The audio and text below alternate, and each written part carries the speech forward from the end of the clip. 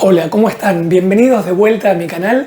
Este es el resumen de Mapas Emocionales, resumen por el propio autor, el libro que publiqué en el año 2014 por primera vez y dato de color, que así como te lo conté en el video de Ciencia de las Emociones, cuyo link te dejo acá en los comentarios, este es el primer libro que escribí, pero el segundo libro que publiqué. De hecho, Ciencia de las Emociones fue el primero.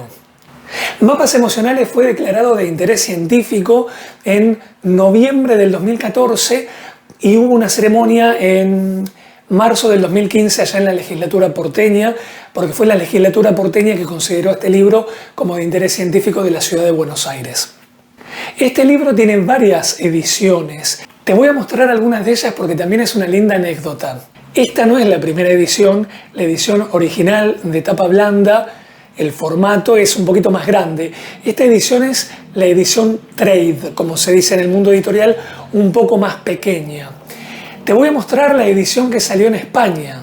Este es el formato de la tapa de la edición de España. Es un poquito más colorida. A mí me gusta mucho este formato.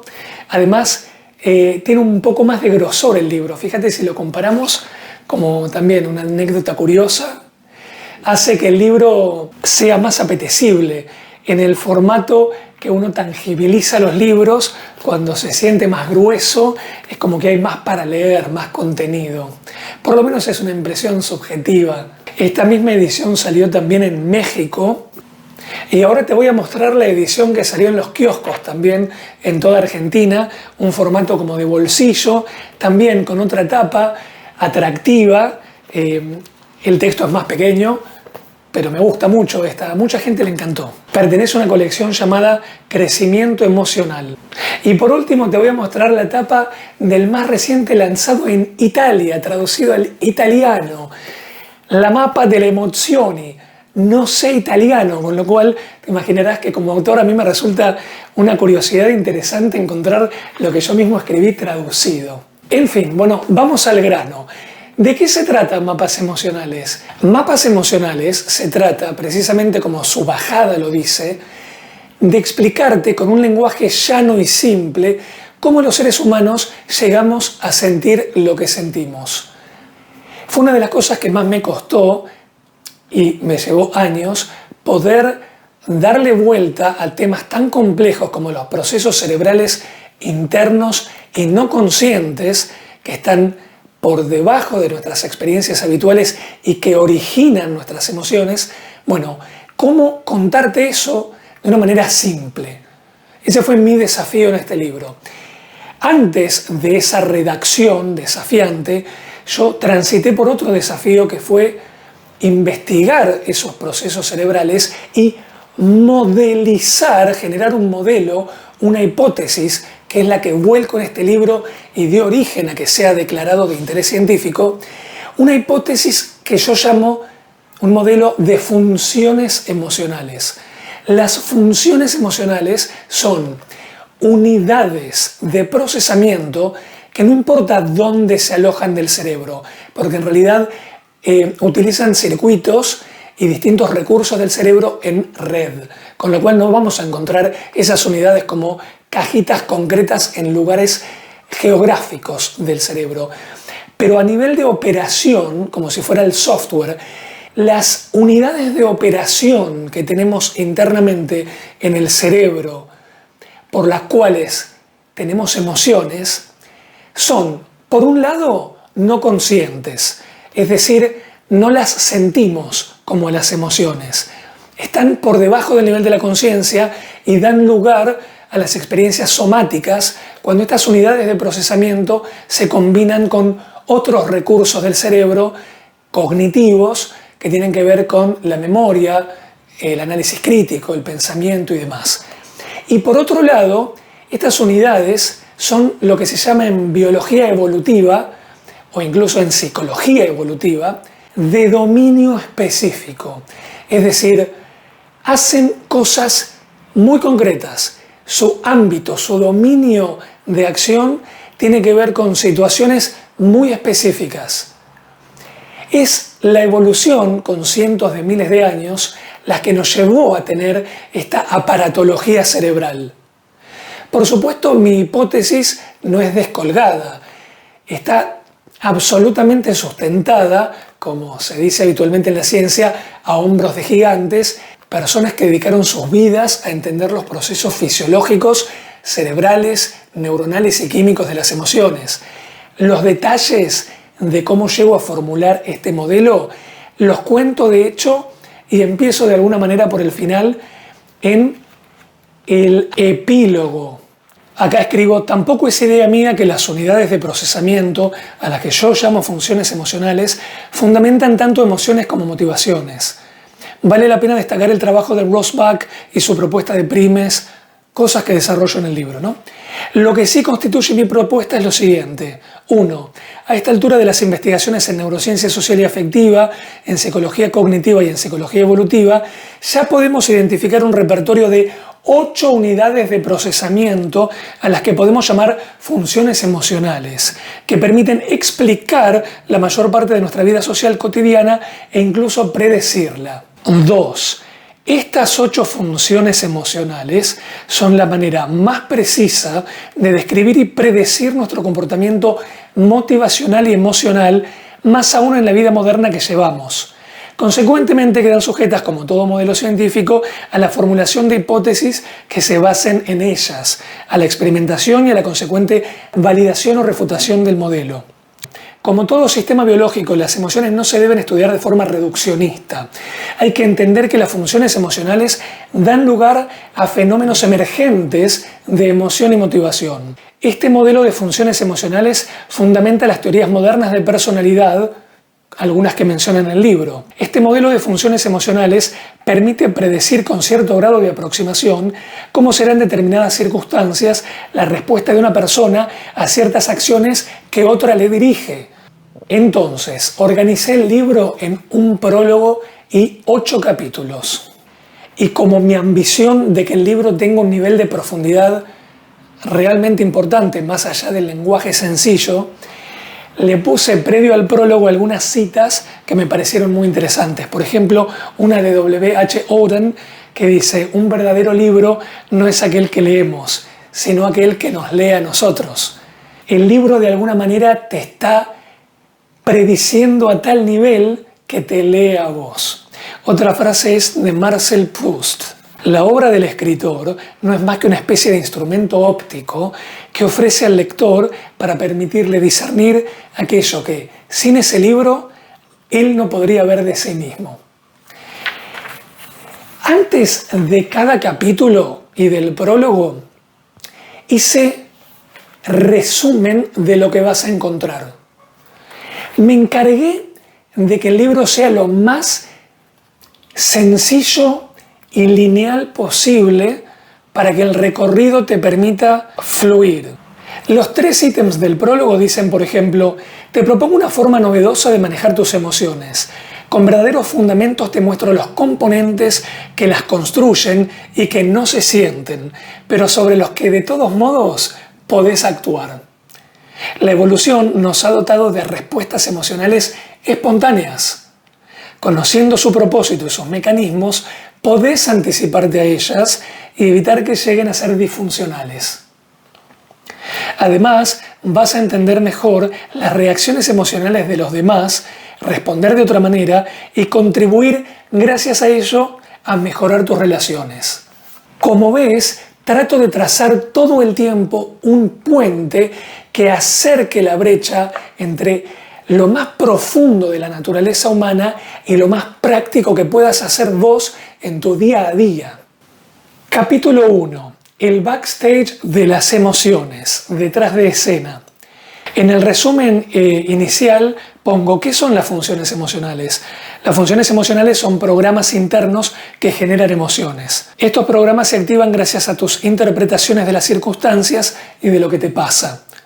Las funciones emocionales no son emociones, sino que están dentro de las emociones y en sí mismas no se sienten. A lo largo del libro pongo cajitas como apartados que te permiten profundizar en algunas temáticas si te interesa saber algunos orígenes de cómo se descubrieron las cosas o profundizar más en algún tema, ¿no? Perdón por la redundancia. Y trato siempre de ser muy esquemático con recursos visuales, como con mapas, justamente, para que puedas dimensionar lo que te estoy tratando de explicar. Ya en este primer capítulo instalo que las 8 funciones que desarrollo en el libro son la búsqueda de novedad, la búsqueda de certidumbre, la búsqueda de aprobación, el dolor, la replicación, la empatía, la búsqueda de autosuficiencia y la comparación. Aproximadamente por la misma época en donde yo estaba terminando de hacer los ajustes finales, porque el libro ya iba a ser editado y publicado, di una charla TED, que podés encontrar también en los links que te pongo en este video y en los comentarios, llamada Ingeniería de las Emociones. En esa charla hago un resumen, estilo charla TED, de algunas funciones emocionales. Te recomiendo que la veas. También en este primer capítulo abordo la primera de las funciones emocionales llamada búsqueda de novedad. Y te explico que si bien las funciones emocionales son comunes a todos nosotros, con lo cual estos componentes se traen, cómo se activan estos componentes, con qué estímulos y con qué intensidad, depende de nuestra interpretación y experiencia de vida. Con lo cual dejo zanjada cualquier dicotomía y debate sobre si las emociones se traen o se aprenden. La respuesta es ambas cosas. Hay componentes de las emociones congénitos, estos que estamos universalmente entendiendo, y hay cuestiones emocionales que son susceptibles de tu particular experiencia de vida y de tu particular narrativa. Al final de cada capítulo hago un recalculando en honor a que estos son mapas y quiero que evoques el concepto de un GPS, ¿no? En estas líneas finales de cada capítulo, lo que te propongo son preguntas que tienen que ver con lo que ya vimos en el capítulo. Por ejemplo, ¿dejarías de ofrecerle estímulos nuevos a un niño? Entonces, ¿por qué lo haces con vos mismo? No dejes pasar mucho tiempo sin enfrentar cosas novedosas. Tu búsqueda de novedad, como función, te lo va a agradecer. Aprende algo distinto, viaja a algún lugar diferente. No permitas que en tu pareja gane la rutina. Capítulo 2. Emociones y creencias. Ver para creer y creer para ver. Tus creencias condicionan tu interpretación, que a su vez condiciona tus reacciones emocionales. Por extensión, eso significa que vas a sentir de acuerdo con cómo creas que son las cosas. En este capítulo, precisamente, hago una integración entre la forma en que modelizamos la realidad, que se llaman creencias. Todo modelo de la realidad es todo aquello que asumimos como válido. No tiene por qué ser un modelo científico o un modelo religioso o político. Cualquier cosa que vos legitimes para vos mismo es tu modelo de la realidad. Entonces, ¿cómo se llega a creer en algo? Las emociones tienen que ver. A lo largo de tu vida vas experimentando, gracias a recompensas y castigos del ambiente y de los demás, distintas emociones y vas forjando internamente maneras de concebir la realidad para poder hacer algo en esa realidad. Luego, cuando las creencias se arraigan, a su vez dan lugar a que experimentes a partir de esa topología, de ese terreno instalado para vos. Fíjate qué circuito virtuoso o vicioso, dependiendo si las creencias son algo que te lleva por buen camino o no, y vos no lo podés saber hasta que tenés una experiencia posterior a tus decisiones. En este capítulo desarrollo la integración entonces entre los recursos cognitivos, aquellos procesos unitarios pequeñitos como ladrillos que son claves para construir creencias, como por ejemplo la asociación, la causa y el efecto, la generalización, la inferencia y demás, y la búsqueda de certidumbre, que no es un ladrillo como las unidades cognitivas, estos procesos que te dije recién, es una función emocional activadora, es el albañil que orquesta los ladrillos, recurre a ellos para poder modelizar la realidad. Entonces vas a ir a lo más íntimo de integrar emociones con razón, sentir con creer. Por ejemplo, al fin de este capítulo algunas preguntas que te hago son: ¿tenés supersticiones y cábalas? ¿Te animás a no obedecerlas durante un mes para comprobar que no causan los efectos que suponés? ¿Sos de las personas que creen que por decir algo lo están decretando y haciendo que aparezca? Como las abuelas que exclaman: no llames a la desgracia y tocan madera. Reflexiona acerca de cómo participa en esto tu recurso de suponer causa-efecto y cómo tu mente está predispuesta a ver patrones, los haya o no los haya. ¿Qué te hicieron creer las publicidades que ahora defendés ese producto a rajatabla y lo considerás parte de tu estilo de vida? En este capítulo, con la búsqueda de certidumbre como protagonista, vamos a poder revisar cómo evadimos permanentemente la ausencia de certidumbre y preferimos completar nuestras creencias con cosas falsas antes que no tener explicaciones, lo cual es absolutamente peligroso. Capítulo 3. Fundamentos emocionales de las relaciones humanas. Acá vamos a profundizar en la búsqueda de aprobación y el dolor por su ausencia. Tenemos una función emocional que nos hace buscar la aprobación de los demás, ser considerados y queridos, ser reconocidos e incluidos. Si no satisfacemos esa función, manifiesta de muchas formas, se activa otra función emocional que nos genera dolor. El dolor no es algo etéreo o cosa de mandinga, es el resultado concreto de procesos neuronales, neuroquímicos y fisiológicos. Cuando hablamos de tener el corazón partido por el rechazo de una pareja o la exclusión de un grupo de pertenencia y todo el duelo que lleva la pérdida de un vínculo que valoramos, ahí está sucediendo algo muy concreto en nuestros cerebros y no es fantasmagórico. Eso es fundamental y hay una especie de sensor en una región llamada corteza cingulada anterior, cosa que estudiaron muchos científicos, entre ellos Noemi Eisenberger y Matthew Lieberman. Ese sensor es un sistema de alarma adaptativo que tiene que ver con medir cuánto nos quieren y nos incluyen los demás o nos dejan de querer y nos excluyen. A nivel evolutivo, es decir, buscándole el sentido a esta experiencia gracias a nuestro pasado de animales peludos que vivíamos en la sabana de África, esto tiene sentido, porque quedar afuera de la manada era una sentencia de muerte.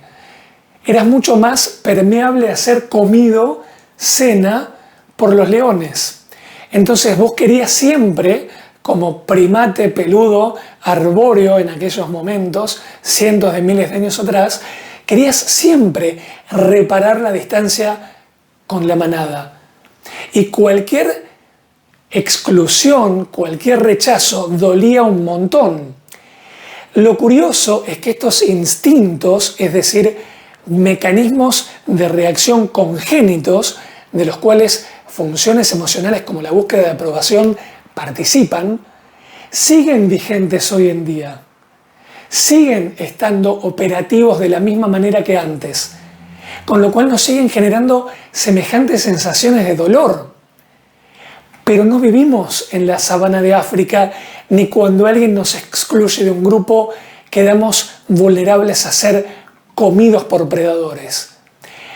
Por esa misma razón es que las personas están tan ávidas de participar en las redes sociales, apeteciendo y buscando sus likes, me gusta, queriendo tener seguidores aunque no los conozcan, y como flautistas de Hamelin, ratitas siguiendo la música de esa flauta, que son las redes sociales y sus mecanismos de refuerzo social intermitente, y lamentablemente caemos en las trampas de estos estímulos de los dispositivos móviles y de las redes sociales, como el TikTok. Si bien cuando escribí este libro no existía el TikTok, claramente es un ejemplo tecnológico de cómo, si le damos rienda suelta a estos mecanismos más primitivos que nos llevan a sentir, sin regularlos con análisis crítico, con la integración de si nos conviene o no hacer lo que hacemos, terminamos respondiendo atolondradamente y de forma cortoplacista a la realidad.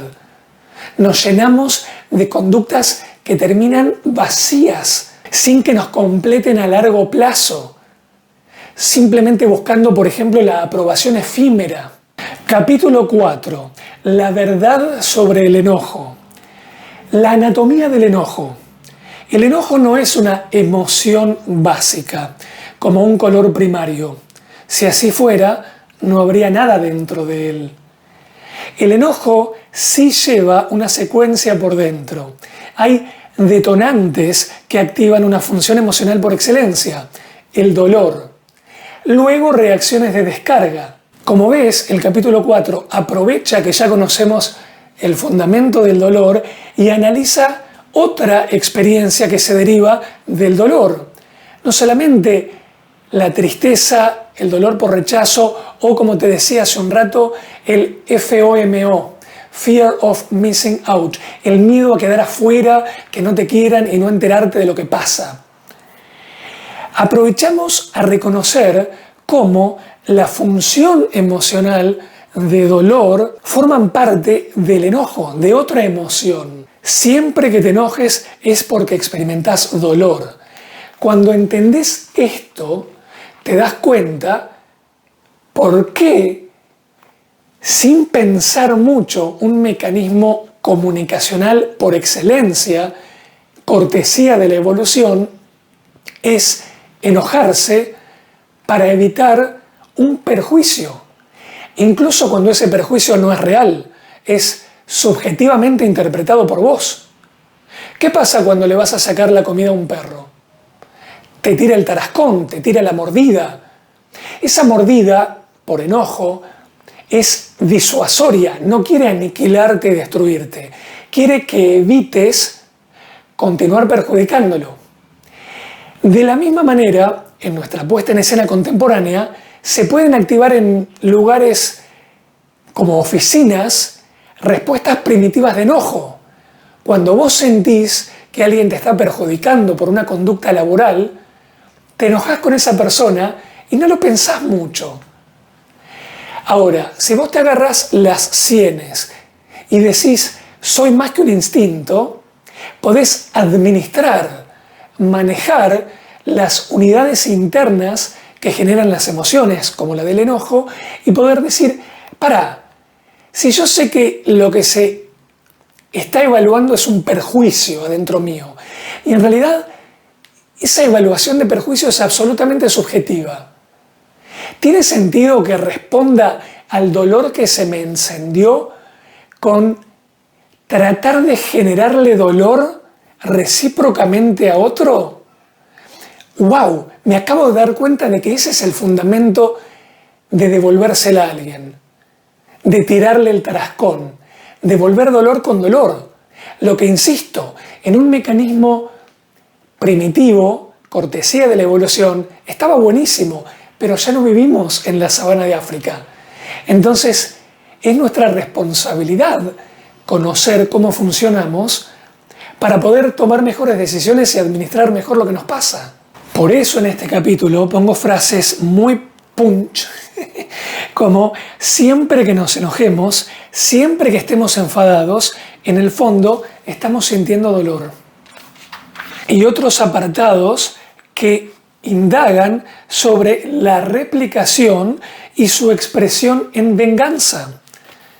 La cuarta reacción de descarga del enojo, porque acá te conté otras 3 antes, consiste en la activación de otra función emocional, la replicación, que en este caso recurre a replicar el dolor en otra persona. Como toda expresión emocional de hoy en día, debemos tener cuidado con que el enojo no se haga disfuncional mediante esta reacción y dé lugar a una venganza premeditada.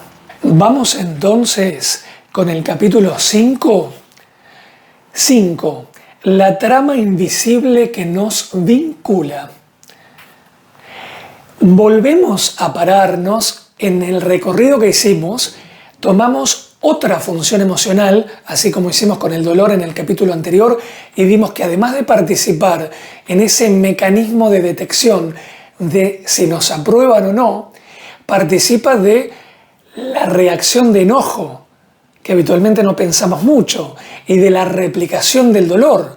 Bien, acá lo que tomamos es la replicación y seguimos construyendo. Y entendemos que la replicación tiene una expresión más amplia. La función de replicación promueve las emociones retributivas. Dentro de las positivas están la gratitud, la confianza mutua, la devolución de afecto y la amistad. Por eso en este capítulo te hablo de procesos de cooperación, de comprensión y de empatía. La empatía es una función emocional que es la que te permite reconocer al otro. Mientras la replicación hace que tomemos decisiones desde adentro hacia afuera, querer a quien nos trata bien o vengarnos, la empatía nos sintoniza con los demás de afuera hacia adentro. La empatía y la replicación juntas hacen posibles círculos positivos. Aquí te hablo de las neuronas espejo, una imitación en lo profundo que desarrollé mucho más extensamente en Ciencia de las Emociones. Podés, insisto, volver al link de ese resumen o leer el libro mejor. Y para terminar, por ejemplo, con algunos detalles de este capítulo, vamos a leer algunos ítems de Recalculando. Cuando te hacen un favor, ¿acaso sentís que quedás en deuda con esa persona? ¿Rechazaste alguna vez un ofrecimiento o un regalo para evitar quedar comprometida o comprometido en un futuro? En cuestiones como esta se manifiesta tu replicación. ¿Probaste asistir desinteresadamente a un desconocido? Hacelo una vez por día. Vas a ver lo bien que te hace por dentro. Gracias a la empatía, estás cableado internamente para sentir satisfacción al ayudar y también para sentir compasión gracias al impulso de cuidar. ¿Viste cómo los chiquitos dicen cosas que obviamente se nota a la legua que son repetidas de lo que escucharon de un adulto?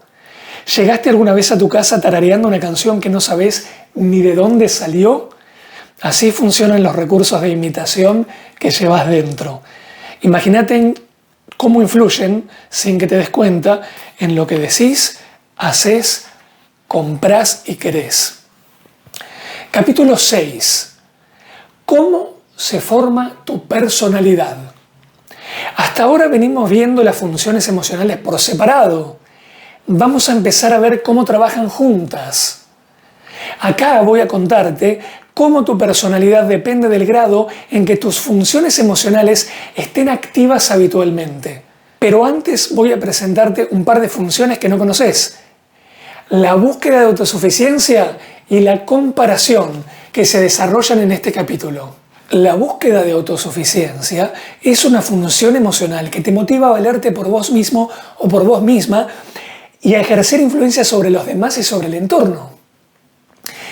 La búsqueda de autosuficiencia construye las motivaciones que sí se sienten, como lograr, influir y controlar, que son los principios para conseguir objetivos y sentirse realizado teniendo confianza con uno mismo. Mientras que la comparación influye enormemente en nuestras emociones, ya que nos posiciona en relación con los demás.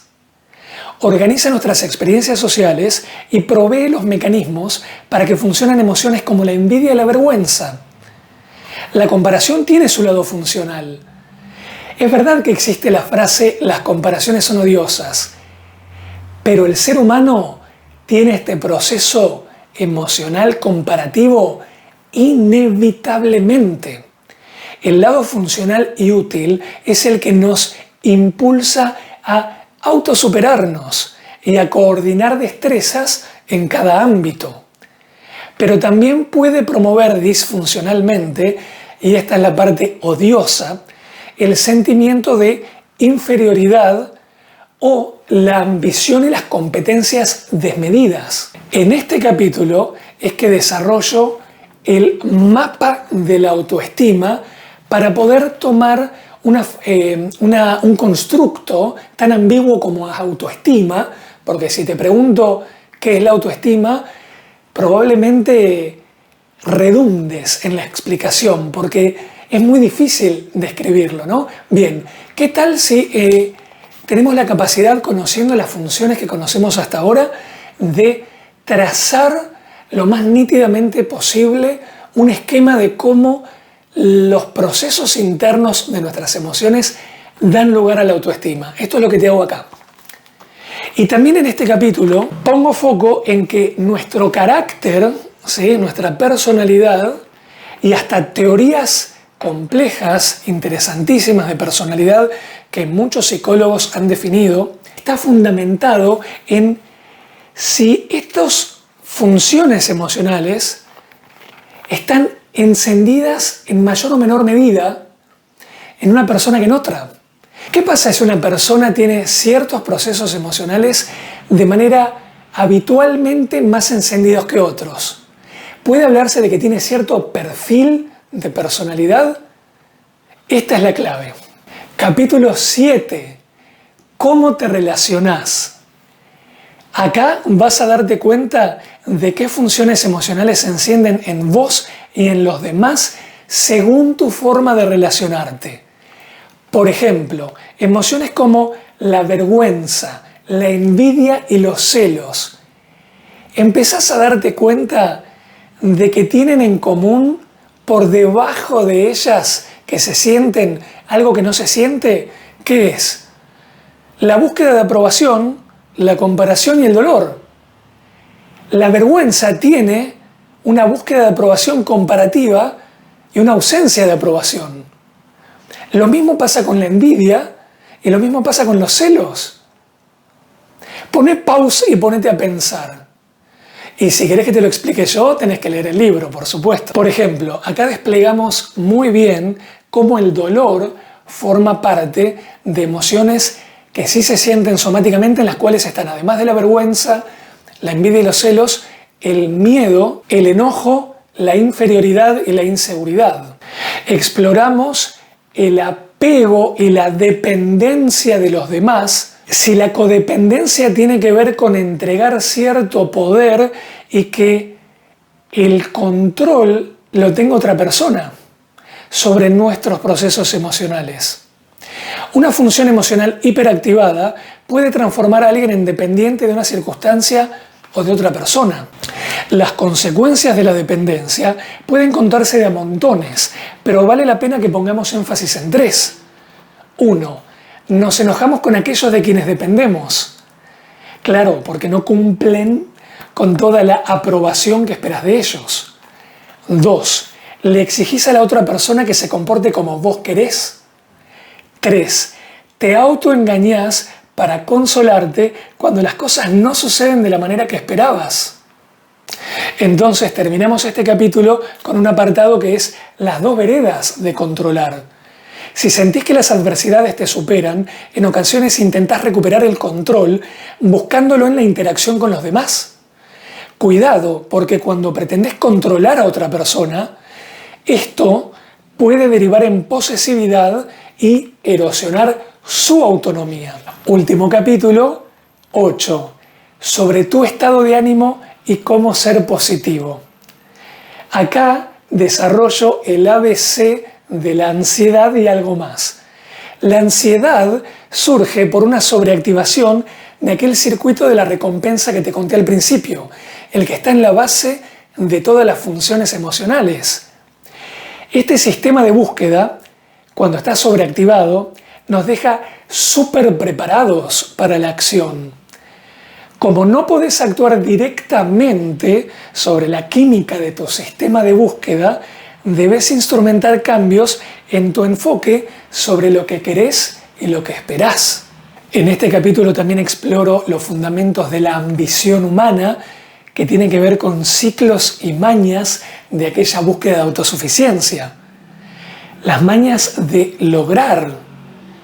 La motivación de lograr está siempre encendida, por eso querés conseguir nuevos objetivos.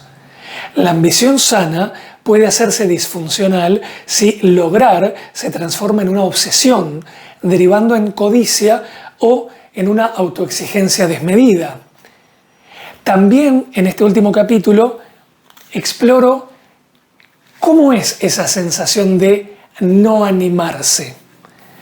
El mecanismo interno del miedo es anticipar dolor. El miedo y la respuesta de no animarte son espectacularmente útiles e informativas.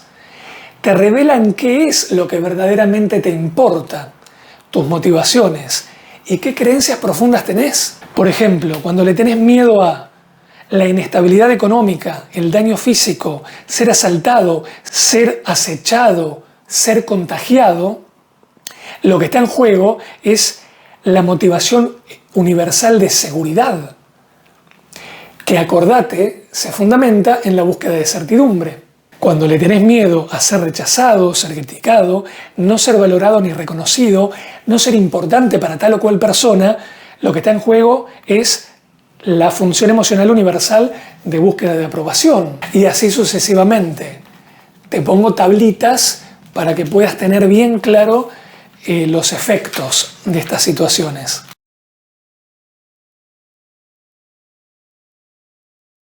Y llegamos a aquel epílogo que te conté en un principio. ¿Eran nuestras emociones realmente lo que creías que eran?